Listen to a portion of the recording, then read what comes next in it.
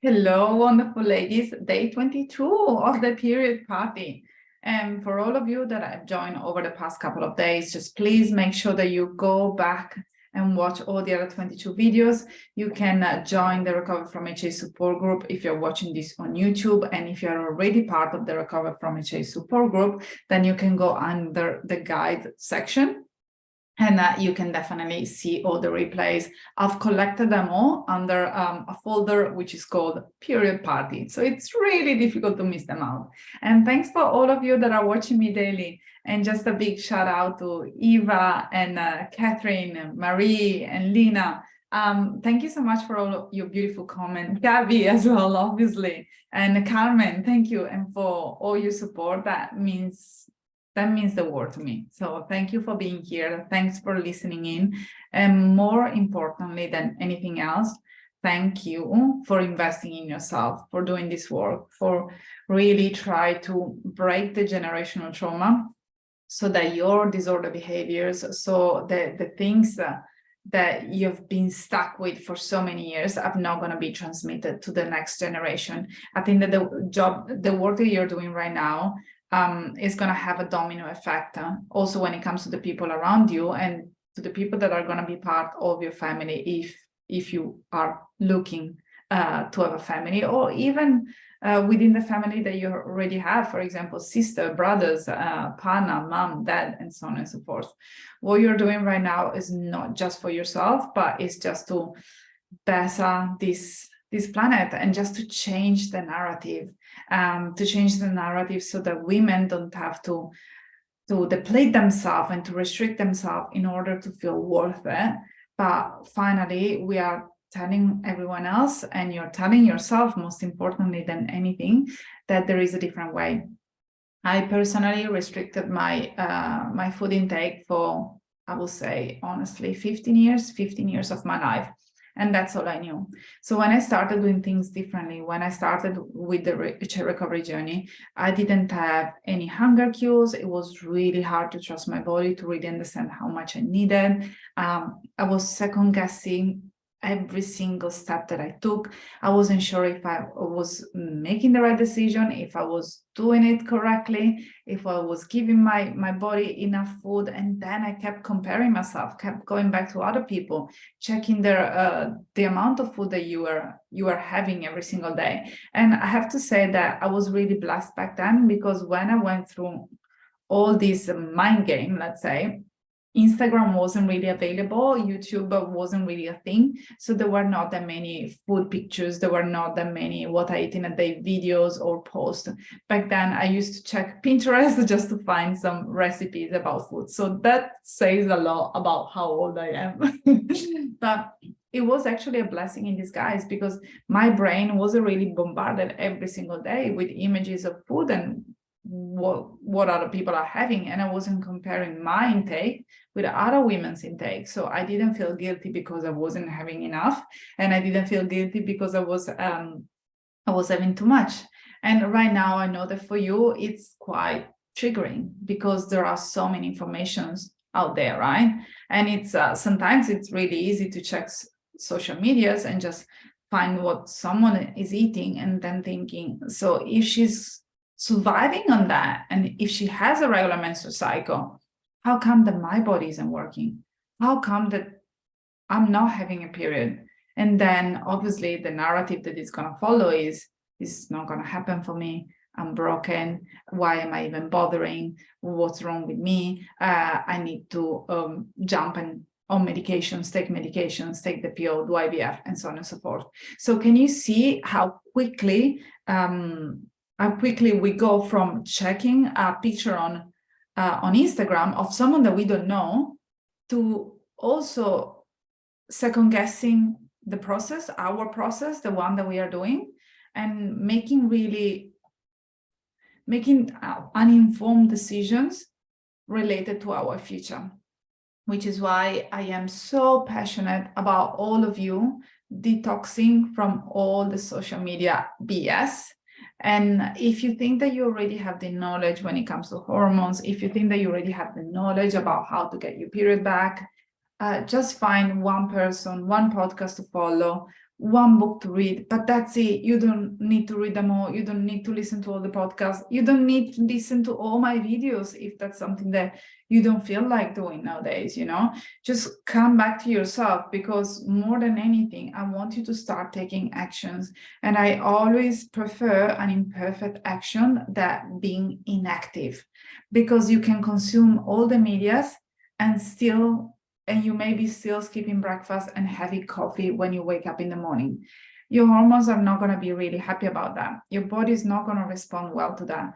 And I really do apologize if I went down this rabbit hole. I know that the subject and the topic for today's conversation is weight gain, but I think this message is going to resonate with some of you that may have been questioning themselves, may have been questioning the journey, may have been questioning the process, and are getting really impatient. The reality is that there are some proven steps that you can follow. There are some support and guidance that you can get. There is community support where you can get some extra ideas and help. But the reality is that if you have all of that in place, and if you're doing the things, then it's all about being patient as well. But first of all, let's make sure that you're doing all the things, and also let's make sure that you do the appropriate testing. Yesterday I spoke about thyroid. 2 days ago I spoke about PCOS, and now you may have an understanding that sometimes it's not only hypothalamic amenorrhea. And once you deal with hypothalamic amenorrhea, then you will notice that other things are coming to play. Which is why it's really a good idea to work with a professional with a get-go, because then you will find out sooner rather than later if there is anything else going on at the same time, and you can work on it from the very, very beginning, instead of working to recover from HA for 6 months, 12 months to then tackle something else. Now, question for all of you: who has been struggling with the fear of gaining weight? And if you're watching this live, just put a heart on the comment section. Just simply drop a heart.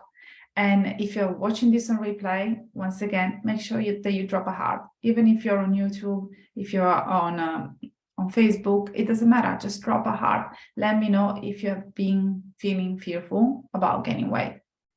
I was terrified about gaining weight. I remember that I used to tell the dietitian that I used to work with back then, I wish that I could close my eyes and be 7 kilos heavier. I just don't want to go through the process of gaining weight. I was actually fine with the idea of seeing the end results. I just didn't want to expose myself to different lifestyle choices day in and day out. That to me was absolutely painful. There are a few things that I would like to say about it. So first of all, make sure that you're not tracking your progress too much. Meaning that if you're stepping on the scale just to track your weight and you do it quite regularly, that could be a slippery slope, because it's very easy to step on the scale hoping to see results, to then seeing a different number and feel quite content about not having gained the weight. So it's really easy to actually get to a point where you possibly increase the weight and then you maintain it for a long period of time.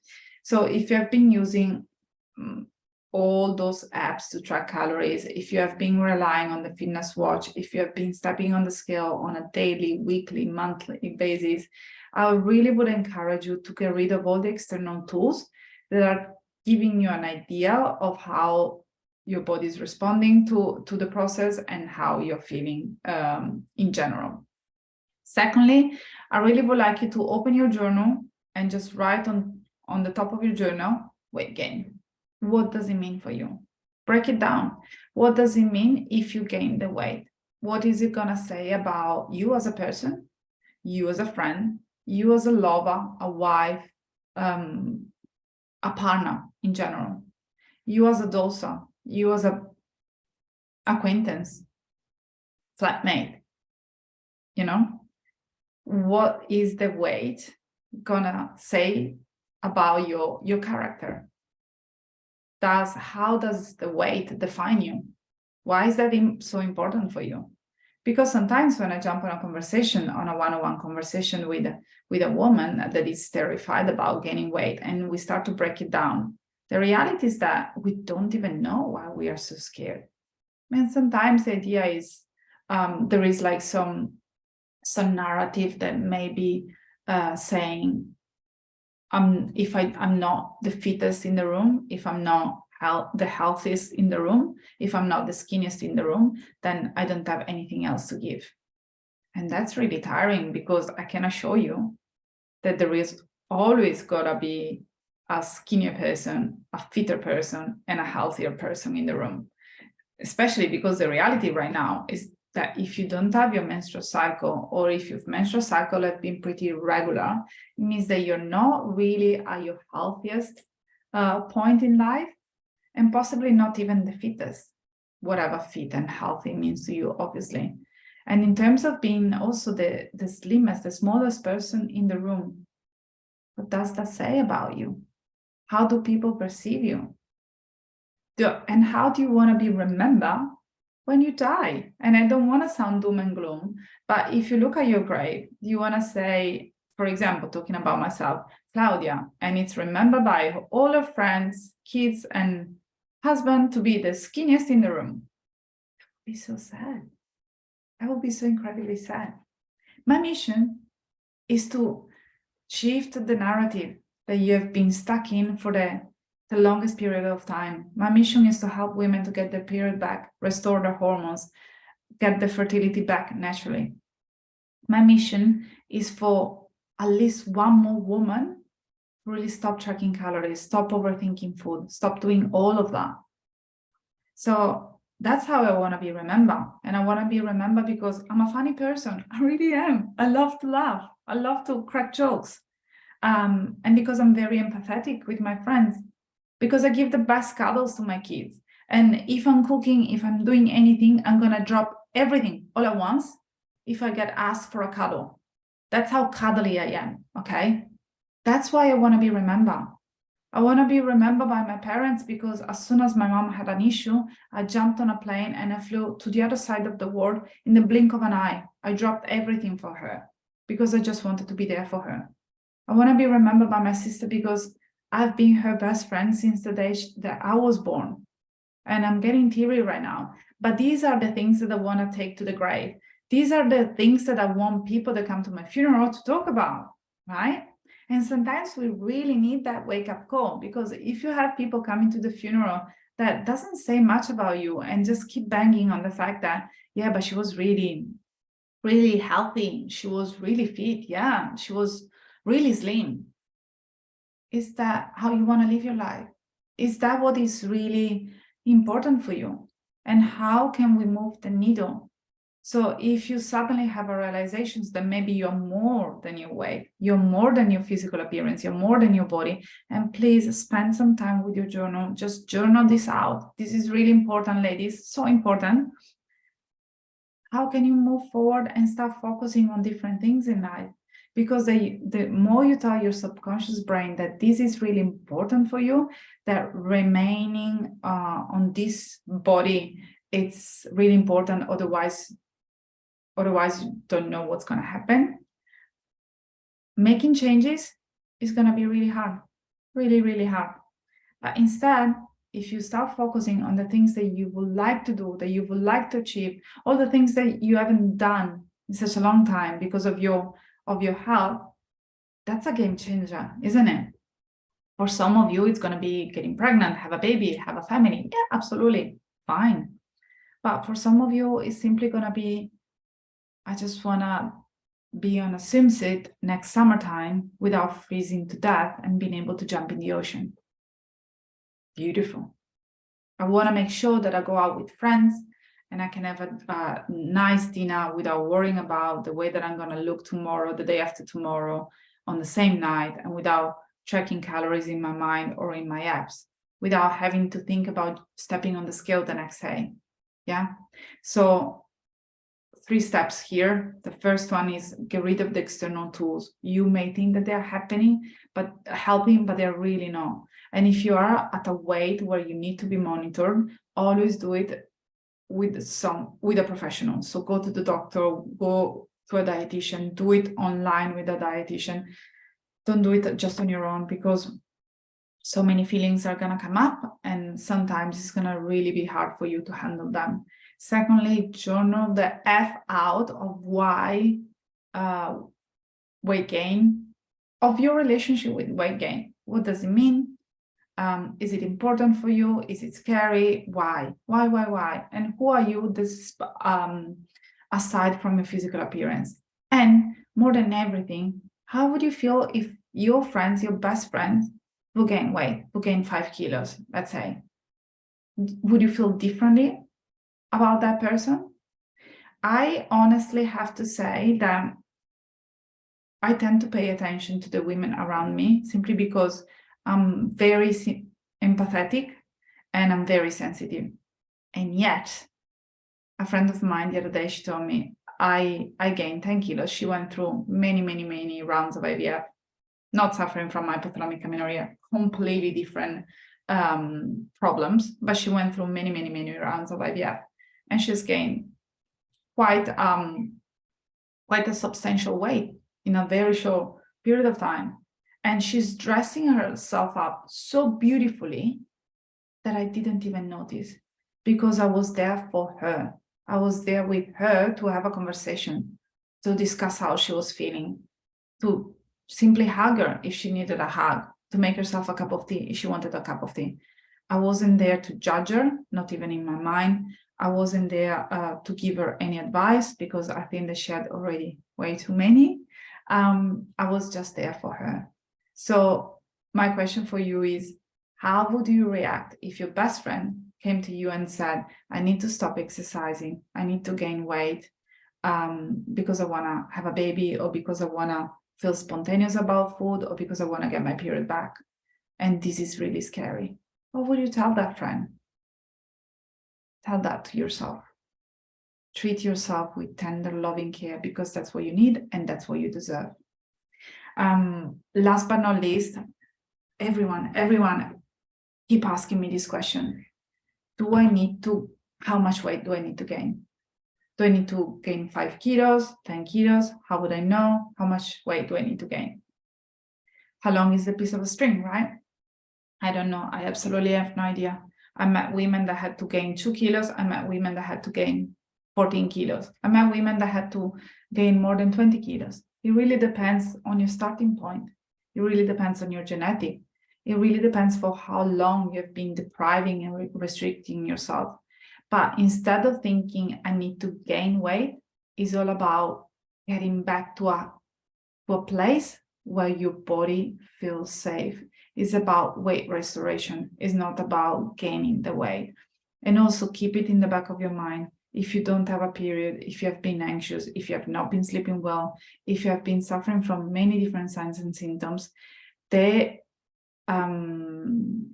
those kilos, that body, I mean, I'm not explaining myself right now, but what I mean is that those kilos were not meant to be lost in the first place. So it's not about gaining weight. It's about getting back to health. It's about getting back to a state where your body feels safe, where your body can ovulate, where your body can menstruate. And there is so much beauty in that.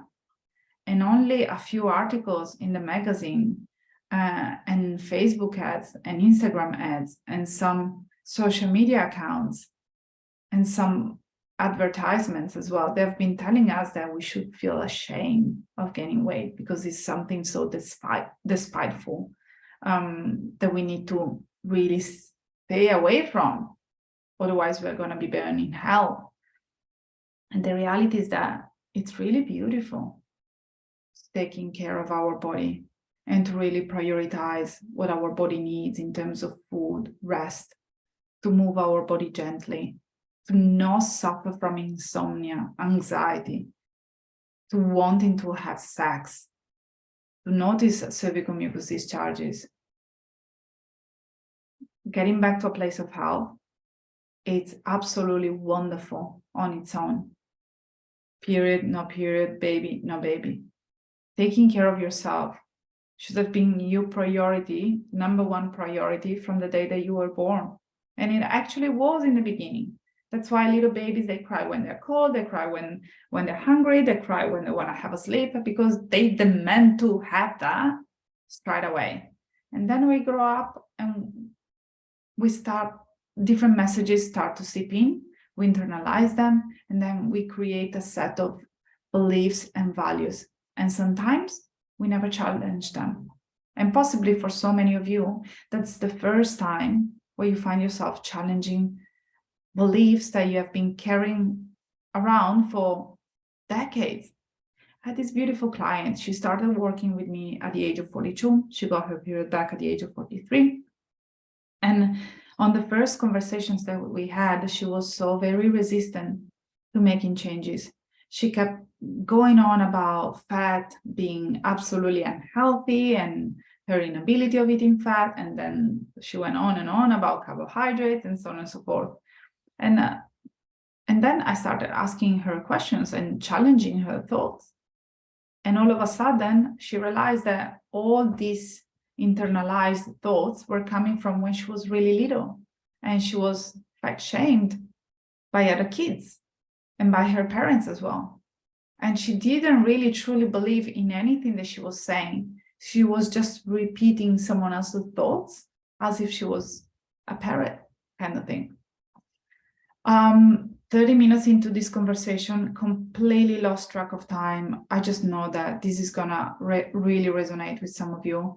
Just drop a heart in the comment section if you have been feeling scared about gaining weight, and if you found also this live pretty helpful. I'm gonna be back tomorrow at the same time, and I think that we're gonna be tackling body image and commenting as a conversation. I think that you all need to hear it, and I think that it's going to be an important one for you. Much love. See you tomorrow.